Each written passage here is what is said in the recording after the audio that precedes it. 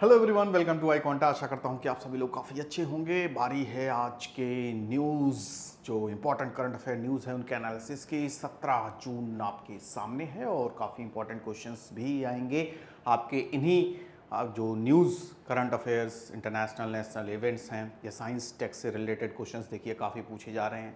तो किसी भी टॉपिक से रिलेटेड आपके एग्जाम में पैसेज के फॉर्म में पूछा जा सकता है। ठीक है, तो सब पे नज़र होगी। कल 16 जून था, संडे था, उतनी इंपॉर्टेंट न्यूज़ वगैरह नहीं रहती, लेकिन कुछ टॉपिक्स हैं जो आपके लिए इंपॉर्टेंट हो सकते हैं, तो उनको देखेंगे। बाकी आज का जो न्यूज़पेपर है उसमें इंपॉर्टेंट कौन कौन से टॉपिक्स, किस किस एडिटोरियल को या कौन से इंपॉर्टेंट जो खबरें रहीं उनको आपको पढ़ना होगा। कल के न्यूज़ में देखते हैं तो ये काफ़ी इंपॉर्टेंट यहाँ पे आपको देखा जा रहा है। इंडियन इकॉनमी से रिलेटेड था। इंडियन इकॉनमी से what is next for the Indian economy. तो जैसा कि इस बार का जो हमने क्या किया था, प्रोजेक्शन किया था, एक्सपेक्ट किया था कि हमारा जो ग्रोथ रेट समथिंग होगा लगभग 8% के आसपास, तो यहाँ पे आप देख रहे हैं 8.2% हो गया इन 2023-2024 में था। ठीक है, जो सरपास कर दिया, यानी उसको क्रॉस कर दिया जो हमारा प्रोजेक्टेड स्कोर था।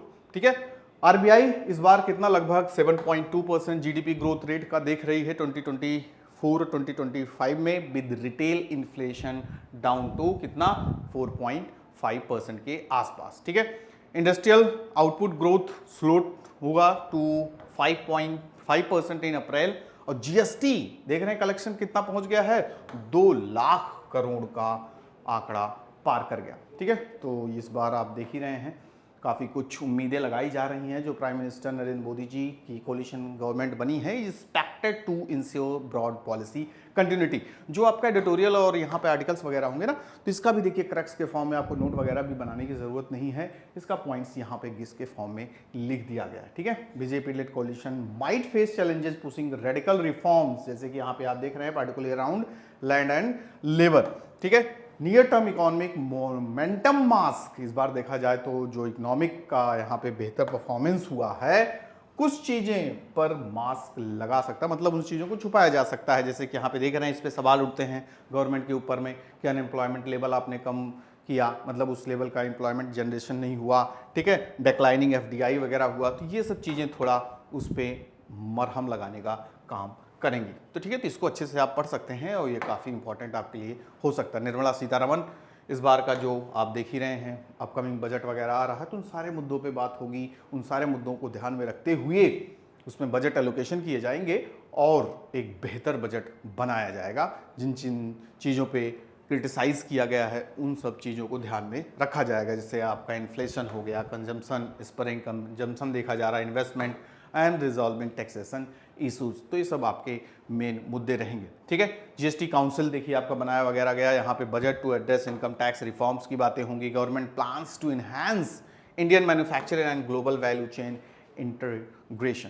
ठीक है, इस बार का बजट का एम वगैरह भी क्या रहने वाला है, outline a blueprint for making India developed nation by 2027। तो जैसे आपको पता है कि मोदी जी का सपना भाई 2047 तक इंडिया को क्या करना है, एक डेवलप्ड नेशन बनाना है। ठीक है, तो उसके पॉइंट ऑफ व्यू से एक ब्लूप्रिंट हमें देखने को मिलेगा बजट में कि नंबर ऑफ मिनिस्ट्रीज को कितने बजट दिए जा रहे हैं, नई नई योजनाएं पॉलिसीज ला रही हैं कि जो हमारा आगे का लक्ष्य है 2047 तक डेवलप्ड इकोनॉमी, डेवलप देश बनने का, वो कैसे हम पूरा करेंगे। ठीक है, इसी बजट में पूरी तरीके से फाइनल नहीं हो जाएगा, लेकिन उसकी तरफ अग्रसर होंगे। ठीक है, तो ये हमारा इस बार का बजट काफ़ी ज़्यादा इंपॉर्टेंट होने वाला है। Coalition government might adopt a consensual approach in developing economic reforms. तो ये सब टर्म्स वगैरह भी याद रखिएगा, अगर इससे रिलेटेड पैसेज वगैरह आए तो आप बता सकते हैं। G7 की समिट वगैरह अभी फिलहाल 13 से 15 जून के बीच में हुई, तो मोदी जी वहाँ पे गए हुए थे इटली में ऑर्गेनाइज वगैरह हुआ। ठीक है ना, ये सब ध्यान में रखिएगा कहाँ पे। तो यहाँ पर भी इन्होंने कई सारी बातें की मोदी जी ने। ठीक है, प्रमोट किया यहाँ पे अपनी बातें, जो होता ना कि आपकी इन्वाइटिंग कंट्रीज होती, होस्ट कर जो आपके कंट्री होती है, तो वो इनवाइट भी करती कुछ देशों को। तो इंडिया जो कि मेंबर नहीं है, तब भी यहाँ पे कई सारी कंट्रीज़ के लोग शामिल हुए थे। ऑब्जर्वर कंट्रीज़ देखते नहीं, एशियान हो गया, सार्क वगैरह होगा, तो अदर्स कंट्रीज़ भी आती हैं जो मेंबर नहीं होती, तो यहाँ पर मोदी जी भी गए थे। और जो ये बहुत ही देखा जाए तो देखा जाए तो आगे के लिए हमारा एक अवेटेड और काफ़ी बड़ा ऑब्जेक्टिव है, India middle east Europe economic corridor. अभी इसमें काफ़ी बड़ी बातें हुई जब G20 सम्मेलन हुआ हमारे यहाँ पे, उससे में भी बड़े लेवल की बातें हुई कि किस तरीके से इसको प्रमोट करके आगे बढ़ाना है। तो इसमें मोदी जी ने इस बात को रखा, IMEC कॉरिडोर को किस तरीके से आगे बढ़ना है। फिर यहाँ पे सारी चीज़ों की बातें की गई, जो वहाँ की जो मीडिया थी, सारी बातें free and open Indo Pacific based on the rule of law पे सारी चीज़ें काम करेंगी।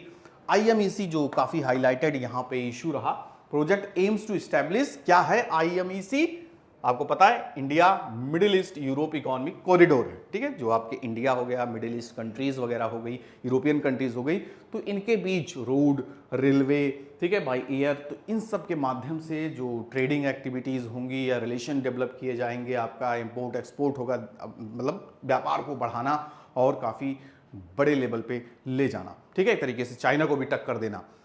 तो इसका मेन एम यही है to establish a vast road, rail road and shipping network among कहाँ के, देखिए Saudi Arabia, India, US, Europe, integrating South Asia, West Asia and the west nations जो हैं, इनके बीच क्या करना है, एस्टैब्लिश करना है जितने भी मोड्स ऑफ ट्रांसपोर्ट हैं उनके साथ, ठीक है।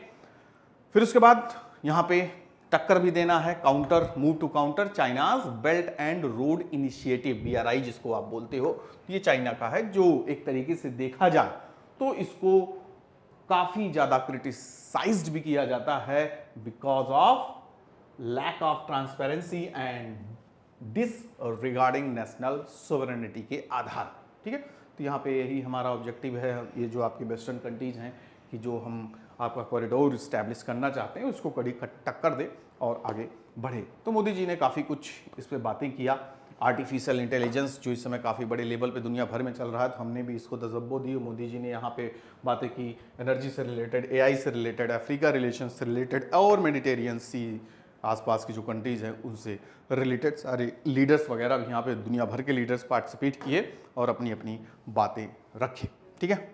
यहाँ पे दुनिया भर के देशों ने, जो आप देख रहे हैं यूक्रेन और आपका रसिया की क्राइसिस देखने को मिली, तो यहाँ पे सब एक तरीके से यूक्रेन के साथ खड़े नजर आए। उन्होंने बोला कि लगभग हम $50 बिलियन की आगे आने वाले समय में मदद करेंगे, ठीक है। तो भी इंपॉर्टेंट रहा। यहाँ पर भी थोड़ा मोड़ा इंपॉर्टेंट आप देख सकते हैं, सेंटर लॉन्च करने वाला है portal to ecological monitor Ganga की जो दिक्कतें आती हैं देखते हैं, चाहे वो रिलेटेड टू पॉल्यूशन हो, ठीक है। फिर उसके बाद आप देखते हैं कि नदियों का पूरी तरीके से यहाँ पे क्या किया जाएगा, मॉनिटरिंग की जाएगी। क्या चीज के लोग के, river quality for the Ganga and it's tributaries, मतलब जो उसकी सहायक नदियां हैं, जैसे गंगा की क्या है, यमुना, सोन वगैरह सहायक नदियां हैं, तो इनको क्या किया जाएगा, मॉनिटर किया जाएगा, इनके रियल टाइम फ्लो वगैरह, ठीक है, रियल टाइम मॉनिटरिंग भी होगी, किस तरीके से फ्लो वगैरह, ठीक है।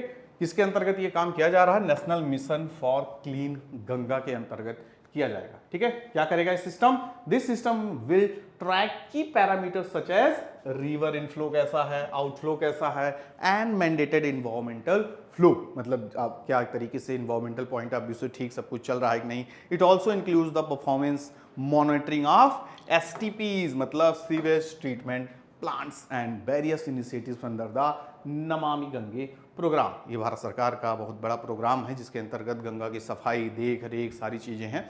तो जितना पैसा वगैरह भी एलोकेट किया जाता है तो पूरी तरीके से यूज़ भी नहीं हो पाता, ठीक है। ये भी हमारा एक लैक है काफ़ी बड़ा, ठीक है। कम से कम जितना पैसा एलोकेट हुआ है इसको बेहतर बनाने के लिए वही यूज़ कर लो, बड़ी बात है, लेकिन वो भी नहीं हो पाता। तो जल शक्ति मिनिस्टर, ये भी ध्यान रखने की बात है, आपका एक इंपॉर्टेंट क्वेश्चन भी हो जाता है। तो इन्होंने CR पाटिल साहब ने एम्फेसाइज किया for focusing on completing ongoing project within the Namami Gange mission and developing innovative solution for the river reservation, ठीक है। और कई सारी बातें हुई यहाँ पे, जो इन्वायरमेंटलिस्ट ग्रुप्स हैं उन्होंने ही कई सारे इनिशिएटिव्स यहाँ पे बताए थे, कंसर्न किया था उन्होंने कि जो आपके क्या हैं, river flow and harming the ecology leading to the centre mandating minimum e flow for the various strategy in the of the Ganga, ठीक है। तो उन सबको ध्यान रखना होगा और बेहतर बनाना होगा। फिर यहाँ पे मणिपुर से रिलेटेड भी आपकी बातें हैं जो कि काफ़ी इंपॉर्टेंट, अभी देखिए फिर इशू काफ़ी बढ़ गया था ना।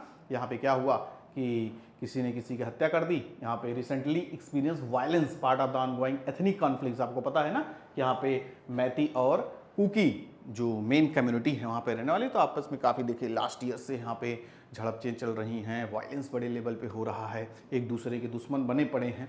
तो अब इसी को ध्यान में यहाँ पे रखते हुए इस पे आया है एक आपका आर्टिकल, ठीक है। तो अभी हाल ही में यहाँ पे मर्डर हो गया, ठीक है, स्वाइबम शरद सिंह का, जो एक मैती फार्मर थे। तो उसके बाद यहाँ पे टेंशन फिर शुरू हो गया, ठीक है। अब एक दूसरे के दुश्मन फिर बन गए। तो इन्हीं की ही जो डेथ हुई, his death led to the torching of homes and increase tensions between communities. लोगों के घर जलाए जाने लगे, और उसके साथ साथ देखा जाए तो वही है, गेहूं में घुन भी पीसा जा रहा है। टेंशन अगर दो बीचों के बीच हैं तो अदर कम्युनिटीज़ भी इसका शिकार हो रही हैं। कम से कम दो कम्युनिटीज़ के बीच भी नहीं होना चाहिए। और साथ साथ देख रहे हैं इंक्लूडिंग हिंदू, मुस्लिम, बंगालीज, नागा, कुकी, मैती सब हैं इसमें, ठीक है। तो वहाँ पे तो कोई देख ही नहीं रहा, वहाँ पे तो सब पॉलिटिकल व्यूज़ भी अलग तरीके के होते हैं। और उसके साथ साथ जो आपस में एक दूसरे के दुश्मन बने बैठे हैं, खुद से नहीं बनते, ठीक है। इनके पीछे भी कई सारी साजिशें होती हैं। तो उस साजिशों का लाभ लोग उठा रहे हैं, ठीक है। सभी का घर जला दो, ये देखो नहीं कौन क्या है, फ़ायदा किसी और को हो रहा है, दुश्मन में आपस में आम लोग बने बैठे हुए हैं। तो ये चीज़ भी हमें समझना होगा, ठीक है। आपस में जो दिक्कतें हैं, परेशानियां हैं आपस में, उसका निदान निकालना होगा। लेकिन निदान भी कौन निकालेगा, जो इसका फ़ायदा उठा रहा, ऊपर जो बड़े बड़े लोग बैठे हुए हैं। तो लेकिन आम लोगों को समझना होगा कि इनके बहकाव में हमें नहीं आना है। तो यहाँ का जो डिस्ट्रिक्ट है, district is strategically important due to the NH-37। और ये जो जगह है आपका, जहाँ पे ये आपका दिक्कत हुई है, ठीक है, ये दिस इज जिरीबाम डिस्ट्रिक्ट। ये जो घटना घटी है ना, जिरीबाम डिस्ट्रिक्ट इन मणिपुर, तो ये आता है NH-37 पे। और काफ़ी इंपॉर्टेंट रोल इसका इसलिए हो जाता है क्योंकि आसाम और मणिपुर के बीच कनेक्टिविटी इसकी है। तो इसलिए यहाँ पे इश्यूज़ हैं, तो काफ़ी दिक्कतें भी देखने को मिल रही हैं, ठीक है। तो होप सब कुछ ठीक हो जाए। काफ़ी यहाँ पे देखो जॉइंट एक्शन कमेटी वगैरह भी बनाई गई है कि इसको जल्द से जल्द उन सारे सस्पेक्ट को लेके आएँ और इस केस से जल्दी से छुटकारा पाएँ। यहाँ के बीरेंद्र सिंह ने भी काफ़ी देखा जाए तो सिक्योरिटी मेजर्स को देखा है और वार्निंग भी दिया है कि अगर इस तरीके से हरकतें होती हैं तो बख्शा नहीं जाएगा, ठीक है।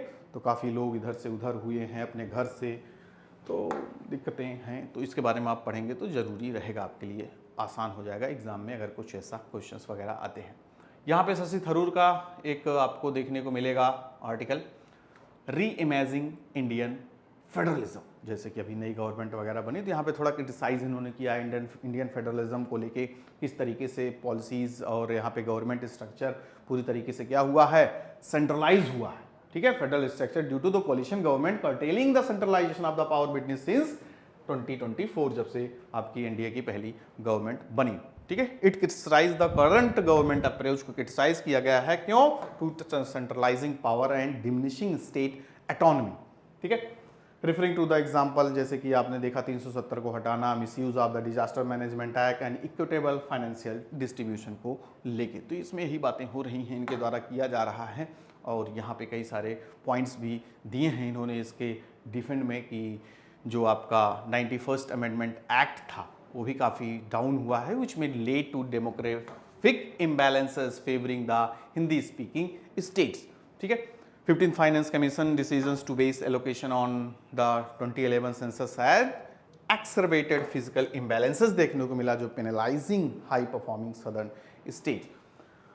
तो इसको पढ़ सकते हैं, एक तरीके से आपको ओवरव्यू मिल जाएगा किस तरीके से यहाँ पे अकॉर्डिंग टू शशि थरूर देखने को मिल रहा है फेडरलिज्म के बारे में। India growth story has a beneficial ownership hurdle, ये भी काफ़ी इंपॉर्टेंट एडिटोरियल है, इसको भी आप पढ़ सकते हैं, ठीक है। Foreign investment are crucial for India's goal for 5 trillion economy by the end of 25-26। जैसा कि हम 5 ट्रिलियन इकोनॉमी बनने की कगार पे हैं, डेवलप होने के कगार पे हैं, ठीक है। तो इन सबसे रिलेटेड यहाँ पे बातें दी गई है। बेनिफिशियल ओनर क्या है, is not clearly defined, leading to the vast uncertainty and stringent regulatory action by RBI, ठीक है।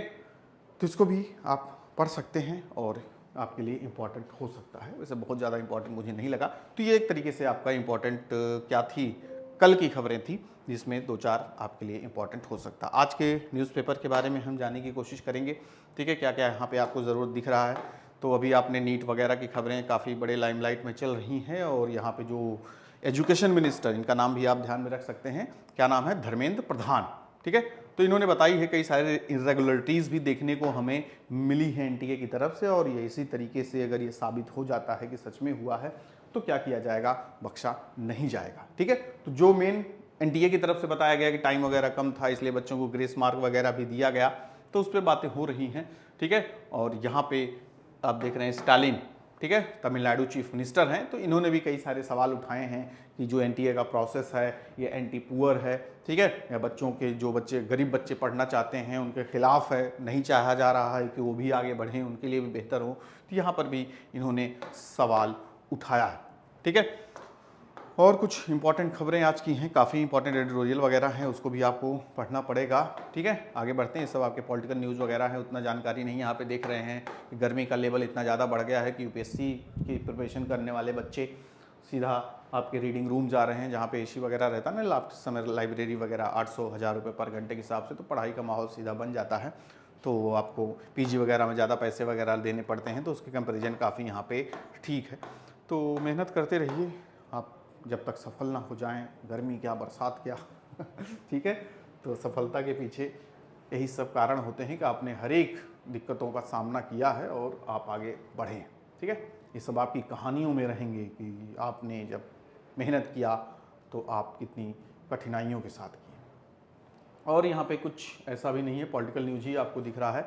आगे बढ़ते हैं, यहाँ पे आपको दिखेगा क्या, ऐसा कुछ नहीं है। हम आगे बढ़ते हैं इंपॉर्टेंट खबरों की तरफ। ये क्या गया आपका, हाँ, ये भी काफ़ी इंपॉर्टेंट एडिटोरियल में से, आप इसको अच्छे से पढ़िए। ठीक है, the general election of 2024 it's true verdict. तो इसमें इन्होंने यही बताया है कि इस बार का जो कोलिशन गवर्नमेंट है तो काफ़ी बेहतर रहेगा आपके डेमोक्रेसी के लिए, और आपके जो लोकतंत्र के माँ कही जाती है, मदर ऑफ डेमोक्रेसी इंडिया को कहा जाता है, तो उसके लिए भी काफ़ी बेहतर रहेगा। क्यों? क्योंकि कोलिशन की गवर्नमेंट है तो जो एटोक्रेसी आने की हमें वो दिख जाती है, वो दिख जाती है कि आप देखोगे, कहा नहीं जा रहा कि भाई पूरी तरीके से तानाशाही हो जाएगी, तो अब वो तानाशाही वाला लेवल शायद ना दिखे। ठीक है, ऐसा कहा जा रहा था ना, पोजीशन भी पूरी तरीके से इल्ज़ाम लगा रहा था, सब कुछ इनके पास, ऐसा देखिए इल्ज़ाम भी लग रहे थे। यहाँ पे बीजेपी के जो लीडर्स वगैरह थे उन्होंने भी पूरा क्या कर दिया था, पूरा एकदम खुले में अपना स्पीच वगैरह दे रहे थे कि हम पूरी तरीके से मेजॉरिटी में आ जाएंगे तो कॉन्स्टिट्यूशन बदल देंगे, ढेर सारा अमेंडमेंट कर देंगे, अपने हिसाब से कानून ले आएंगे, बस आप हमें 400 पार कर दीजिए। तो क्या पता जनता को भी लगा हो कि यार पूरी तरीके से अपने हिसाब से कानून बना देंगे तो फिर सब गड़बड़ हो जाएगा। ठीक है, और भी कई सारे मुद्दे थे, कई सारे इशूज थे, तो जनता की आंखें खुली, तो यहाँ पे पूरा मैंडेट नहीं मिल पाया जिस हिसाब से मिलना था। देखिए यहाँ पे आपका ओनली 294 सीट्स मिली एनडीए को, जो पूरी तरीके से इन्होंने एक्सपेक्ट किया था कि हम 400 प्लस आएंगे। ठीक है, और यहाँ पे इन्होंने कहा था कि 2 डिजिट में भी सीट्स नहीं आएंगे अपोजिशन की, तो यहाँ पे कड़ी टक्कर भी मिली। मोर देन 230 सीट्स यहाँ पे देखने को मिलती, मोर देन क्या एग्जैक्ट है सारी चीज़ें। ठीक है, तो इसमें देखोगे 99 सीट्स कांग्रेस की थी, यहाँ पे 294 में ओनली 240 सीट्स बीजेपी की थी। तो ये सब आप तो मिल के हैं, पूरा सब जो फ्रंट बनाया था इन्होंने, तो ये काफ़ी यहाँ पे इन्होंने इसके बारे में अच्छा एडिटोरियल आपने लिखा है। Name is M.K. Narayanan, farmer director हैं IB के। ठीक है, तो उन्होंने सारी बातें यहाँ पे लिखी और बताई। The election outcome could possible lower the risk of India sliding towards autocracy. काफ़ी बड़ी बात यहाँ पे इन्होंने सारी बातों को लिखा, तो इसको आप जरूर पढ़िए और देखिए क्या क्या इंपॉर्टेंट पॉइंट्स। ठीक है, इसके नोट्स वगैरह भी आपको दे दूंगा मैं। ठीक है, यहाँ पे तो अभी हाईलाइटेड आपको बता दे रहा हूँ। High court takes on marriage act and erosion of rights. ठीक है, यहाँ पे मध्य प्रदेश हाई कोर्ट ने फैसले वगैरह सुनाए हैं, तो थोड़ा थोड़ा इंपॉर्टेंट है ये भी आपके लिए। 2 steps back, India needs to close the gender gap in education and politics. थोड़ा थोड़ा इंपॉर्टेंट है, बहुत ज़्यादा नहीं, इसलिए मैं ज़्यादा इसको आपको रिकमेंड नहीं करूँगा। ठीक है, आगे देखते हैं कुछ इंपॉर्टेंट चीज़ आपके लिए। अंडर काफला वर्कर्स आर डिस्पेंसेबल। अभी आपने देखा ना कुवैत का इशू, काफ़ी लगभग 50 लोगों में 50 लोगों की मृत्यु हुई, जिसमें 40 लोग सिर्फ और सिर्फ इंडियंस थे। तो काफला सिस्टम है।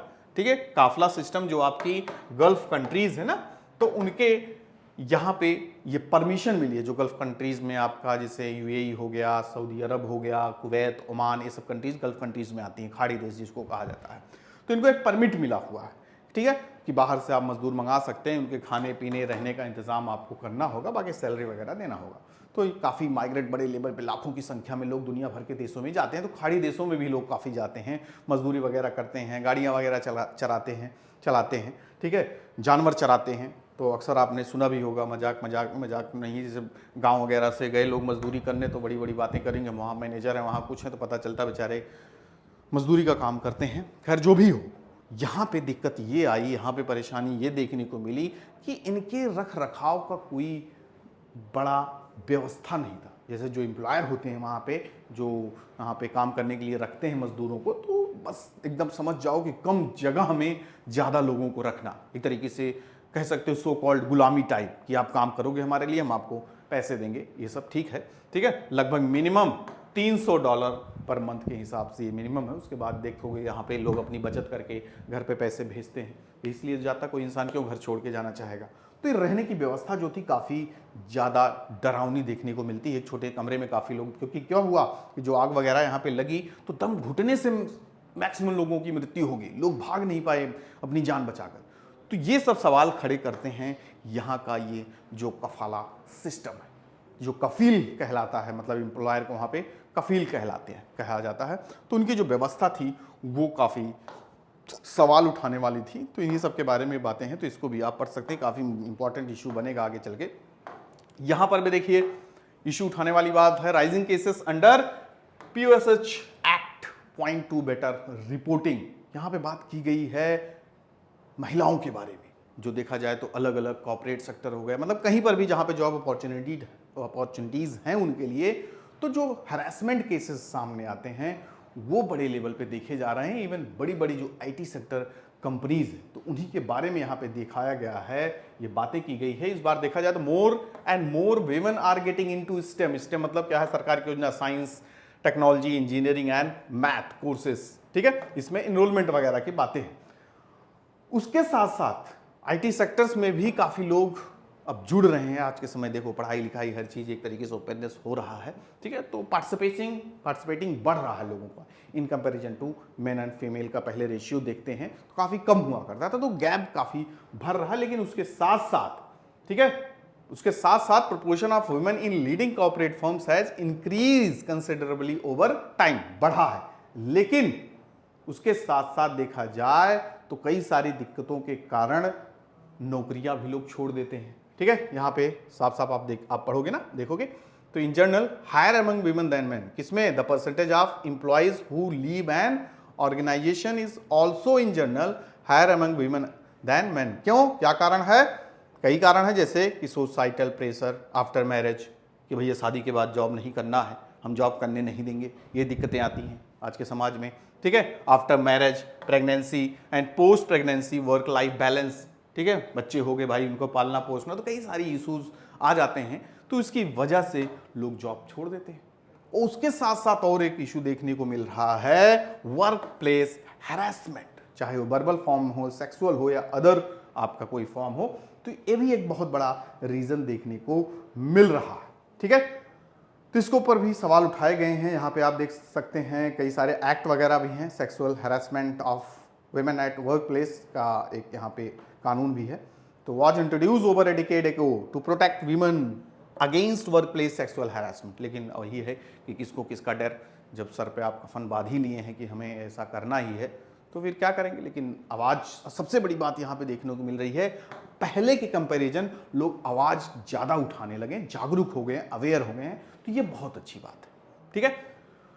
तो इसको भी पढ़िए, देखिए, और इसमें जो इंपॉर्टेंट पॉइंट्स मिले आप उसको नोट कर सकते हैं और अपने लिए एक इंपॉर्टेंट आगे आने वाले पैसेज के लिए बना सकते हैं। ये भी काफ़ी important, on the size of council of ministers, जैसा कि अभी आपने देखा ना, इलेक्शन के बाद क्या हुआ, मंत्री पद की काफ़ी लोगों ने शपथ ली, लगभग मोर देन 70 आपके मिनिस्टर्स ने शपथ लिया है। तो यहाँ पे आप देखोगे लगभग 30 cabinet minister, 5 minister of state जो इंडिपेंडेंट, और उसके साथ साथ 36 मिनिस्टर ऑफ स्टेट्स ने शपथ ली है, ठीक है। नियम क्या कहता है, according to the constitution, the first COM मतलब काउंसिल ऑफ मिनिस्टर्स, ठीक है।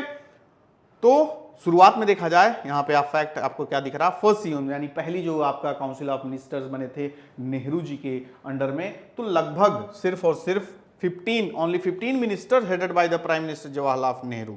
When the council started expanding through the first constitutional amendment देखा जाए 23, तो total number of minister including PM CM in the council of minister limited to 15%, मतलब total जितने members है, ठीक है, उसका 15% ही आप मंत्री पद में रख सकते हैं। इन्हीं सबको मंत्री पद का इस्तीफा दिला दो, सबको मंत्री बना दो, ठीक है। तो इन्हीं सब चीजों पे बातें हुई हैं, यहाँ पे बताया गया है कहाँ पे कितना मंत्री किस स्टेट में, या सीएम हो गए या चाहे पीएम हो गए, दोनों हो गए, लेजिस्लेटिव असेंबली हो या लोकसभा असेंबली हो, टोटल का 50%। ये डायरेक्ट क्वेश्चन आपके एग्जाम में बन जाता है, ठीक है। वैसे भी आपसे पूछ सकते हैं, और यहाँ पे पैसेज वगैरह के फॉर्म में भी आपसे पूछ के दे सकते हैं, ठीक है। यहाँ पे खबर और आई है, जो आपका क्या होता है, सॉलिड वेस्ट मैनेजमेंट के बारे में आपने देखा ना, जो कचरा वगैरह हम लोग फेंक देते हैं, तो उसके बारे में आया है कि बहुत ज़्यादा, लगभग देखा जाए तो जो स्टेट गवर्नमेंट होती हैं या जो म्यूनसिपैलिटीज़ होती हैं, जिनके अंदर में देखो कचरा वगैरह ले जाते हैं सारा, कौन सी गाड़ी आती है घर से कचरा निकाल, कूड़े वाली गाड़ी आए, घर से कचरा निकाल, तो भाई बहन आप लोग को भी कहते हैं कि जाओ गाड़ी आ गई। तो उसी के से रिलेटेड बात हो रही है कि जो टोटल बजट होता है आपके स्टेट का या आपके नगर निगम का, ठीक है, तो उसका मोर देन 15% 20% खर्च करती है सरकार किस पे, कचरा वगैरह साफ करने पे। तो यहां पे बात हो रही है कि हम सेस चार्ज वगैरह लगाएंगे, ठीक है, लगभग 100 रुपीज, ठीक है, के हिसाब से हम पर फैमिली से लेंगे। तो उन्हीं सब के बारे में बात है, क्या कितनी कॉस्टिंग जाती है, क्या क्या मेन चैलेंजेज हैं, ठीक है, इसके सॉल्यूशंस क्या हैं, ये सब आप पढ़िए और यहाँ पे आपको पता चलेगा सारा खेला, या जो आपको सारी इंफॉर्मेशन, ठीक है। पाकिस्तान सेंसरशिप की बात हो रही है, और यहाँ पे देखा जा रहा है कि जिस तरीके से चाइना, जहाँ पे आप अपनी आवाज़ उठाएंगे, अपने फ्रीडम ऑफ एक्सप्रेशन को रखेंगे, अगर वहाँ पे कैंची चल जाती है, सेंसरशिप चल जाती है, तो समझ लीजिए कहाँ पे आपका फ्रीडम इंडेक्स जाएगा। 161 59 पे हम बैठे हुए हैं, पाकिस्तान में भी वही हाल है, चाइना में वही हाल है, ठीक है।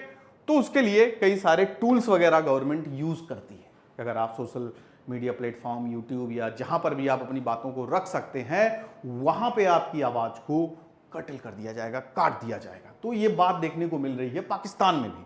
इसने भी फायरवॉल एक आपका क्या है, टूल है, ठीक है, सोशल मीडिया टूल है, जिसके आधार पे उन सभी लोगों के आपके, चाहे वो आपके पोस्ट हो कोई या वीडियो हो, ठीक है, अगर सोशल मीडिया प्लेटफॉर्म पे है या उससे सरकार को लगता है कि दिक्कत क्रिएट कर सकता है, आवाज उठा रहा है।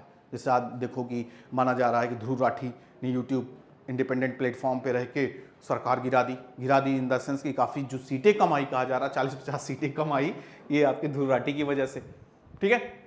तो क्या पता दूसरे कंट्रीज में होता तो बैन कर दिया जाता, या चैनल को हटा दिया जाता, या कोई एक्शन ले लिया जाता।